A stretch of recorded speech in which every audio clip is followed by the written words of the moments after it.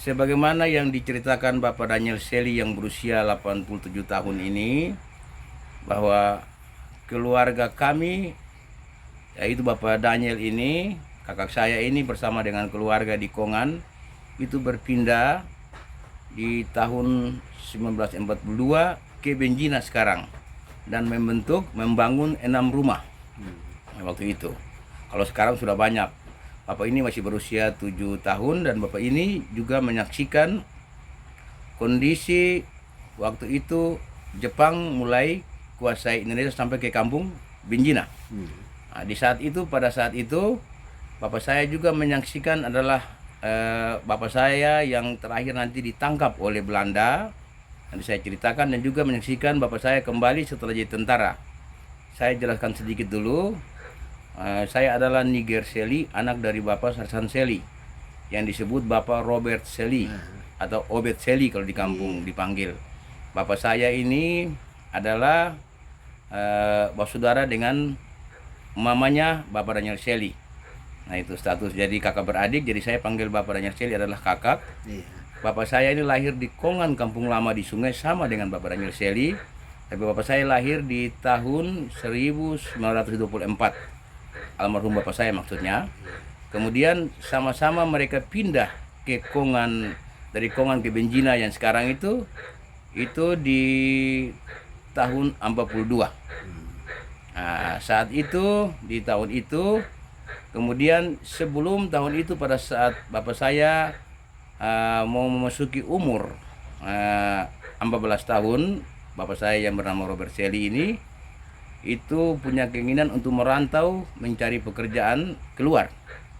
Lalu di tahun yang 42 itu kebetulan tentara Jepang menguasai Indonesia dan sampai ke Aru. Itu Barfani ya? Iya, itu Barfani. Kalau Bapak saya melamar dan menjadi tentara Jepang waktu itu. Selanjutnya ketika memasuki tahun-tahun 45, mulai Belanda kembali merebut lagi dari Jepang dan menguasai kembali Indonesia. Nah, pada saat itu Bapak saya yang bekerja sebagai tentara Jepang ini, semua kan katanya waktu itu mereka lari ke hutan karena diserang oleh Belanda. Akhirnya beliau itu almarhum kembali ke kampung. Lalu kemudian karena jengkelnya Bapak saya melihat bendera Belanda sudah naik ke kampung, lalu turunkan bendera, lalu bakar bendera Belanda itu. Kemudian Bapak saya lari ke hutan. Kemudian karena lari ke hutan, ada yang melaporkan dari kampung bahwa yang menurunkan bendera dan membakar adalah Obed Sely. Lalu keluarganya itu, karena Bapak saya sudah tinggal di hutan, lalu keluarga dipanggil dan disiksa oleh Belanda. Disiksa sampai terus. Jadi karena itu juga termasuk Bapak ini punya keluarga, orang tua, semua disiksa. Karena ulahnya Bapak saya yang membakar bendera Belanda itu. Lalu kemudian ada yang memesan di hutan bahwa tolong kembali juga agar nanti keluarga tidak disiksa. Lalu Bapak saya mulai kembali ke kampung lagi. Lalu kemudian keluarga dibebaskan dari siksaan. Lalu Bapak saya ditangkap oleh Belanda, lalu diberikan vonis hukuman mati, dibawa ke Ambon waktu itu. Jadi Bapak saya dibawa ke Ambon sekitar tahun-tahun 45 begitu ya. Sekitar, karena ada saksi juga waktu itu yang masih hidup, yang ada saksi bahwa waktu Bapak saya ditangkap itu dia baru berusia 2 tahun, dia kelahiran 42. Nah, Bapak ini waktu Bapak saya ditangkap, Bapak ini sudah berusia sekitar 9 atau 10 tahun ya. Begitu. Saksi mata. Jadi kemudian ditangkap, lalu dibawa ke Ambon untuk hukuman mati. Lalu keluarga sendiri di kampung waktu itu sudah membuat 3 malam, doa 3 malam karena atas kematian saudaranya, anaknya Obed Sely. Ternyata tidak mati. Sekarang saya mau tanya kakak, bagaimana keadaan kakak sendiri menyaksikan dengan keluarga Bapak saya saat ditangkap oleh Belanda dan dibawa kemudian mau dihukum mati? Coba kakak ceritakan. Terus Om ini ditangkap, nah, bawa ke Ambon, hukuman mati, tapi akhirnya dia bebas jadi tentara Belanda. Tentara Indonesia. Ya, Tentara Indonesia. iya. Nah, Jadi kita dengar-dengar ada hidup. ya. Jadi sampai ya Tuhan pun sayang, Tetinin Datuk pun sayang, akhirnya dia pulang di kampung Iya, iya. Oke. dengan selamat. Kira-kira waktu itu bagaimana rasanya kesedihan keluarga, termasuk kakak sendiri yang berusia 9 atau 10 tahun tuh menyaksikan Om Iya. atau bapak saya ditangkap. Apakah semua menangis? Iya, Ya, semua sedih menangis ya? Iya. Iya. Anak-anak, orang tua, dari bapak, mama, nenek semua menangis. Menangis karena Iya. hukuman mati ya? Iya, Lalu sudah dibuat 3 malam ya? iya. Iya. Nah, oke. Itulah saksi mata dari Bapak Daniel Shelley yang menyaksikan saat bapak saya ditangkap Belanda dan dibawa ke Ambon untuk hukuman mati. Saya lanjutkan. Ternyata sampai di Ambon bapak saya dipenjarakan. Dipenjarakan, mereka menurut cerita bapak saya mereka ada 7 orang. Iya. Salah satu yang sering disebut bapak saya dengar adalah Marga Tamher. Iya. Kata di Tual itu Dula Pulau Dula katanya begitu. Iya. Jadi kemudian mereka itu pada saat ditangkap kita hitung lama mungkin 3 bulan mereka kabur dari penjara. Mereka kabur dari penjara karena itu kan sudah diumumkan kemerdekaan sepertinya itu. Ya di tahun-tahun 44 atau 45 begitu. Itu sudah merdeka ya begitu. Ini sudah ditahan semua di sana. Lalu kemudian lari dari penjara mereka 7 orang. Mereka merampas senjata, lalu mereka lari, lalu berkeliaran di tengah hutan Ambon dan hutan Seram, menyeberang ke laut. Iya. Saat mau menyeberang ditangkap oleh pasukan Indonesia. Lalu kemudian diinterogasi, dikira itu adalah perampok. Lalu mereka bertujuh itu diikut sertakan dalam sukarelawan kemerdekaan waktu itu. Setelah itu ikut perang.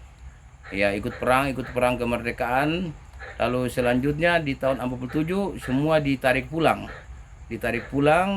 kembali untuk mendengarkan kemerdekaan hasil perundingan meja bundar yang menyatakan bahwa Indonesia merdeka murni. Ternyata 47 itu belum, tunda lagi, masuk perang lagi. Itu menurut cerita bapak saya almarhum. Kemudian pada tahun 49 semua ditarik mundur lagi, mendengar pengumuman konferensi meja bundar Den Haag. Dan tahun 49 lah Indonesia dinyatakan merdeka. Dan mereka murni begitu ya, merdeka. Iya. Lalu kemudian dikumpulkan semua para sukarelawan itu, relawan lalu ditanyakan siapa yang mau jadi tentara, siapa yang mau pulang. Menurut bapak saya ada yang minta pulang, termasuk yang salah satu di Kota Tual yang Pak Tamher itu kan minta pulang dan kembali menjadi raja di sana katanya, cerita begitu. Lalu kemudian bapak saya meminta untuk jadi tentara, jadi kurang lebih 5 tahun sekitar begitu. Itu beliau almarhum itu ikut berperang dan di tahun 49 baru dipasang pangkatnya. 1 palang pintu. Itu cerita. Kemudian di tahun 51 bapak saya cuti kembali ke kampungnya. Di kampung ini juga ada peristiwa, ada saksi tadi bapak ini, Bapak Daniel Shelley ini sendiri menyaksikan bapak saya ditangkap. Kemudian beliau sendiri menyaksikan bapak saya pada saat kembali di tahun 51. Iya. Kira-kira bagaimana, ceritakan apakah bapak saya kembali cuti tahun 51 di Benjina, di Kungan Benjina yang sudah jadi tentara, apakah dendam sama orang yang melapor apa tidak? Kemudian bagaimana keadaan itu waktu saat itu? Coba kakak ceritakan. Ya, tidak, Om ini tidak mendadak lagi. Tidak dendam ya? Iya. Akhirnya seorang bapak Iya. nama Elias Fukar, dia dengar Om ini pulang, dia naik dari muka pintu meraya. Iya. Om ini ada duduk di atas tempat tidur. Iya. Terus mau pegang Om pun kaki minta ampun. Jadi Om saya bilang sudah, yang ingat dulu beta datang lihat kamu baik, tapi terima kasih beta datang itu kamu semua baik. Iya. Jadi yang ingat itu beta seng dendam. Jadi ya itulah, itu cerita yang seperti disampaikan salah satu saksi yang hari itu masih ada dan sekarang masih hidup. Ini sama halnya dengan bapak saya ceritakan. Jadi bapak saya itu ditangkap dan kemudian dibawa ke Ambon itu karena ada laporan dari 1-2 orang seperti yang disebutkan namanya tadi. Nah, tapi kemudian bapak saya kembali dan jadi tentara. Bapak saya menyampaikan bahwa saya tidak kembali dengan dendam. Saya datang untuk melihat keluarga semua. Jadi semua harus jadi satu. Jadi tidak, jadi melupakan semua itu. Karena itu bapak saya katakan bahwa memang waktu itu kondisinya adalah dijajah. Jadi setiap orang itu perlu membela diri kan, supaya jangan sampai dihukum begitu. Nah, seperti itulah disampaikan bapak saya demikian. Ini juga barangkali sebuah jalan.